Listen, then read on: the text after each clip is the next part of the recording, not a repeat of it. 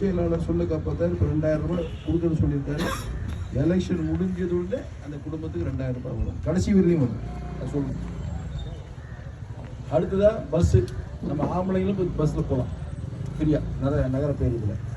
மூணாவது நம்ம வீட்டு சமாச்சாரம். நிறைய பேருக்கு கிராமங்களில் வீடு இல்லை.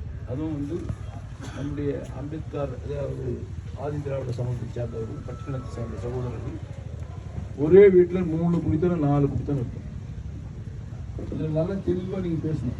எப்படின்னா, இது வரையும் அரசாங்கம் ஒருத்தருக்கு வீடு கட்டி கொடுக்குறதுன்னா அந்த கட்டி கொடுக்குறவர்கிட்ட நிலம் இருக்கணும், அவர் பேரில் நிலம் இருக்கணும். நிலப்பட்டா இருந்தால் தான் அவருக்கு வீடு கட்டி கொடுத்துருந்துச்சு. எத்தனை பேருக்கு நிலப்பட்டாங்குது? இப்போ புறம்போக்கில் கட்டினவங்களாம் எங்கே பட்டா வருது அவங்களுக்கு? அப்போ அவங்களுக்கு வீடு கட்டி கொடுக்க முடியல இது வரையிலும். இப்போ நாம் வீடு எப்படி கட்டி கொடுக்குறோம்னா, அந்த புறம்போக்கில் இருக்கிறவங்களுக்கு, வீடு இல்லாத வாடகை வீட்டில் இருக்கிறவங்களுக்கு அவங்க பேரில் நாமளே நிலத்தை வாங்கி பட்டா பண்ணுறோம்.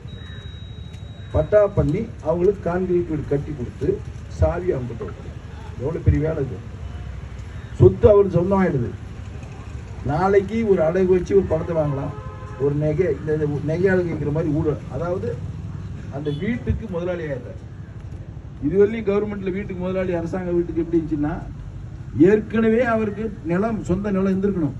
ஆனால் இந்த திட்டம் நாம் இன்னைக்கு வாக்குறுதி கொடுக்குறோம். அந்த திட்டத்தில் என்னென்னா, உங்களுக்கு நிலமே வேணாம், உங்களுக்கு வீடு இல்லைன்னு உறுதியாச்சுன்னா அந்த குடும்பத்துக்கு நிலம் வாங்கி கொடுத்து வீடு கட்டி கொடுக்கப்படும் என்ற வாக்குறுதியை நாம் கொடுக்குறோம். அதை நீங்கள் போய் சொல்லணும். அடுத்து